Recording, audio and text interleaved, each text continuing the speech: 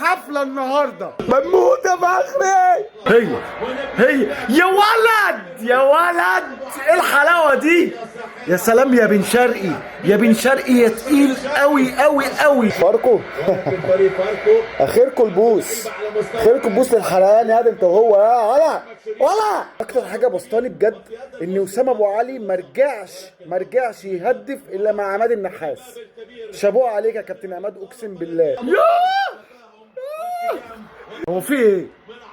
يا جدعان؟ يا شن اسود ياما، هنطلع بقى ولا ايه؟ يا نهار اسود. شكرا فخري بنموت يا فخري. يا نهار اسود يا شناوي. هناك اهو طاهر، هناك يا طاهر يا لعيب. يلا هاني ايه ده؟ ايه الاوفر ده؟ يا ولد يا ابن اللعيبه يا شيكا. ارضيه دوا فعلا. عشان بنلعب فاركو.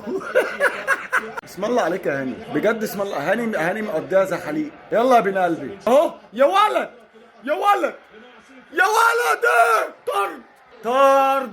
مفيش ضربة جزاء، بس انسى قصة ضربة الجزاء بس يا امين يا عمر. ايه بقى دي من بره؟ ايه يا امام؟ اوعى امك تكون نطيت، وحياة امك يا شيخ، وحياة امك اوعى تكون نطيت من فوق.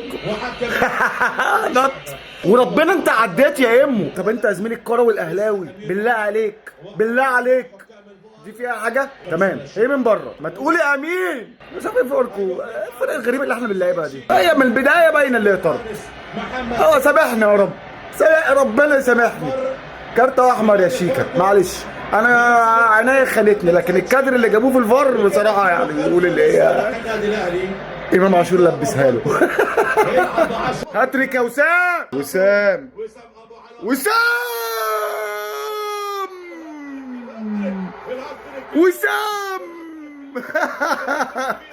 النهاية سعيدة. هاتريك لوسام ابو علي. يا هنانا يا سعدنا، علي معلول ووسام عندنا. طب يا هنانا يا سعدنا، علي معلول عندنا. حفلة النهارده يا ولد يا امو. يا لهوي يا خرابي. الشحات لسه نازل. ده انت مش شحات يا ابني، ده انت ملياردير. ايه الجول ده؟ ايه ده؟ النينجا حسين الشحات. يا ابن اللعيبه يا نينجا،